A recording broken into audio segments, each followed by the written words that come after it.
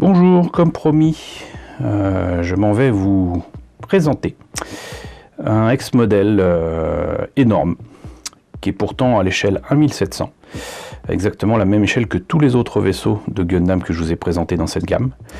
Et il s'agit de la Vie en Rose, qui est une espèce de station spatiale qui sert à récupérer et à remettre en état les vaisseaux de la Fédération qui se présentent à elle. Et le nom très clairement est repris d'une chanson d'Edith Piaf.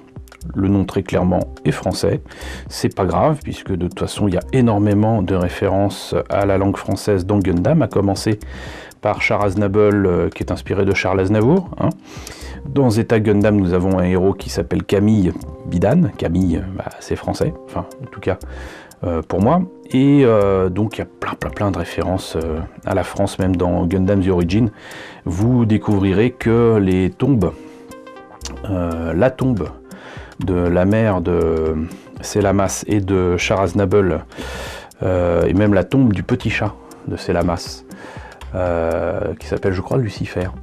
Les tombes en question, qui sont, je crois, sur la colonie spatiale Texas, ou un truc comme ça. On voit ça dans Gundam The Origin. Les tombes sont clairement écrites en français. Et on le voit aussi bien dans les films que dans le manga. Donc, cette petite parenthèse faite, le fait est que donc la Vie en Rose a une autre particularité. C'est qu'en plus d'être énorme, c'est une station que l'on voit à la fois dans 0083, puisqu'elle remet en état le vaisseau Albion, que d'ailleurs, il me semble bien que c'est dans cette station que se trouve un troisième Gundam qui va avoir son rôle à jouer avec le Dendrobium à la fin de la série d'Oevi, que je vous recommande si vous arrivez à la trouver. Et on voit aussi la Vie en Rose. Alors je sais plus si c'est dans Zeta Gundam, je sais plus si c'est dans Double Zeta Gundam, je sais en tout cas que la Vie en Rose reçoit le vaisseau Argama. Et à mon avis, ça doit être dans Double Zeta. Mais bon, en tout cas, on voit la Vie en Rose plusieurs fois dans la saga Gundam. Et comme vous voyez, la boîte est énorme. Ça fait 2 fois ma main. Et pour une petite comparaison, puisque j'ai la boîte pas loin, voilà la boîte du Argama, vous voyez que c'est quand même plus de 2 fois plus grand. Plus de 2 fois plus grand, et c'est absolument énorme. Du coup, le prix, comme tous les ex-modèles, n'est pas donné, mais en plus de ça, comme c'est gros, c'est encore plus cher. C'est-à-dire que là, c'était vendu à 6500 yens à l'époque. Voilà, et c'était sorti en 2006, ça ne fait entre guillemets que 13 ans. Voilà, donc je sais pas si c'est encore disponible, mais en tout cas moi je l'ai pris tout simplement parce que, comme souvent, à un moment il y avait des soldes sur HLJ, donc j'en ai profité. Mais vous voyez que ça ne peut intéresser vraiment que ceux qui ont vu la série 0083 et Zeta ou Double Zeta Gundam, parce que c'est gros, mais ça ressemble pas à grand chose, hein. Voilà, ça ressemble à une grosse fleur mécanique.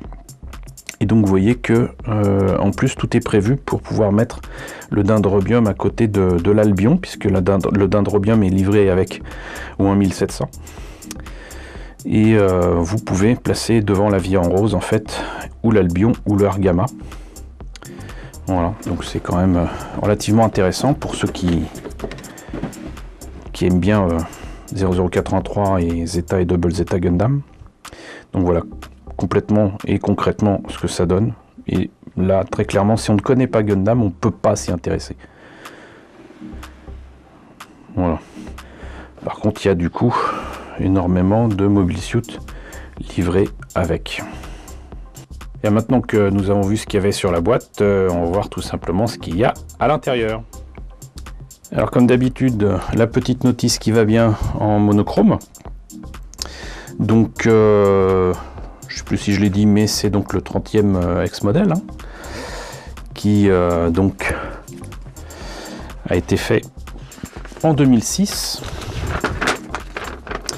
Nous avons là donc assez peu de pièces comme d'habitude avec l'ex-modèle, mais là ici 2 grandes tailles à défaut d'avoir beaucoup de détails.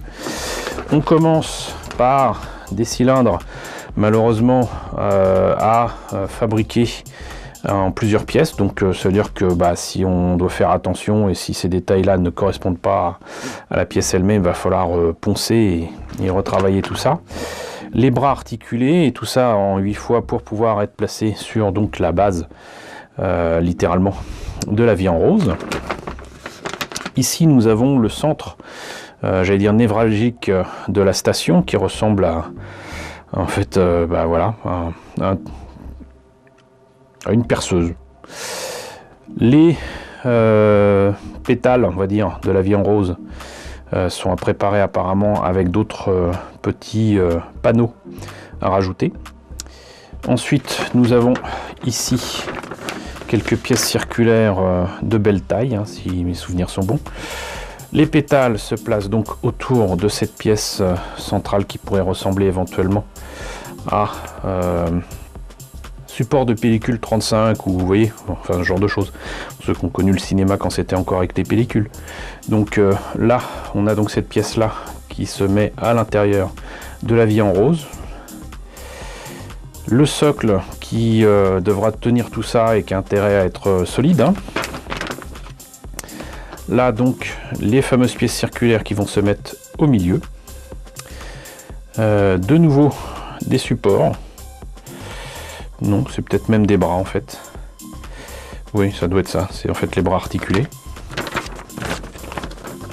qui se mettent du coup au milieu. Là donc nous avons là des bubules à faire en 8 fois, des tuyères qui ne doivent pas être utilisées souvent à part pour être déplacées d'une partie à l'autre du système solaire, j'imagine. Donc je pense que ça doit être les réservoirs, hein, tout simplement. Et là nous avons donc de nouveau les socles. Je comprends pas pourquoi on le voit plusieurs fois, mais bon, là il y a les socles qui permettent de tenir les vaisseaux. Enfin nous avons les mobile suits avec donc le dendrobium et tout ça. Voilà. Alors maintenant autour des pièces, alors comme je vous disais, nous avons quand même pas mal de pièces qui se répètent, hein, avec des cylindres, des réservoirs, la corolle et les mobile suits, donc inutile de vous le présenter tout ça plusieurs fois. Hop, ça c'est fait. Les bras qui sont là aussi répétés en plusieurs fois. Avec, comme vous voyez, je fais bien de ne pas sortir les pièces des grappes. Plus exactement de ne pas sortir les grappes des sachets. Parce que là, vous voyez que ça s'est quand même enlevé tout seul. Hein, donc, faut faire gaffe avec ça. C'est pas la boîte qui va protéger les pièces qui va les empêcher de partir. Hein. Ça risque même de les abîmer. Donc nous avons 4 de ce genre là. Ici nous avons donc ce mobile suit dont le nom me revient pas, mais surtout le GP03. Vous voyez un petit peu la taille du truc, quoi. C'est tout petit, 1700 je répète. Et là le dendrobium qui a quand même une belle taille et que l'on voit donc dans 0083. Là le centre de la station qui ressemble à une perceuse, un socle, un des socles, hein, j'imagine. Là c'est ouvert, je ne sais pas trop pourquoi. Là donc nous avons certaines des pièces principales, j'imagine, mais vraiment de belle taille, quoi. C'est dommage d'ailleurs que ça coûte aussi cher, parce que franchement c'est le genre de truc, moi je vois ça me donne envie de faire des ovnis, ou là je verrais bien par exemple un Golgoth. Voilà, si je pouvais reproduire cette pièce-là au moins 4 fois, ça serait parfait pour faire un bon gros Golgoth des familles, avec les détails qu'il y a là-dessus, ce serait juste génial. Ici, donc encore une fois quelques pièces circulaires, et surtout le gros stand pour faire tenir tout ça. Et là donc effectivement ce qui permet de tenir l'ensemble. Est aussi une belle pièce, hein. C'est aussi grand que ma main. Voilà, il y a un peu de pub pour l'Eisner que je vous ai présenté il y a quelques temps. Donc c'est de la même période, j'imagine. C'était sorti en 2006. Donc voilà. Écoutez, On en a terminé avec la vie en rose. J'espère que la présentation de ce ex-modèle vous a intéressé. N'hésitez pas à me dire ce qu'il en est dans la section commentaires. N'hésitez pas à liker, n'hésitez pas à partager, n'hésitez pas à vous abonner si ce n'est pas déjà le cas. Coucou aux nouveaux abonnés qui nous ont rejoints dernièrement. On est de plus en plus nombreux, c'est génial. Coucou aux grands anciens. J'espère que ce que je vous propose tous les jours continue de vous intéresser. Merci à tous de votre soutien, merci à tous de votre fidélité et je vous dis à très bientôt, je pense, pour la présentation d'un nouveau ex-modèle. On n'en a pas fini.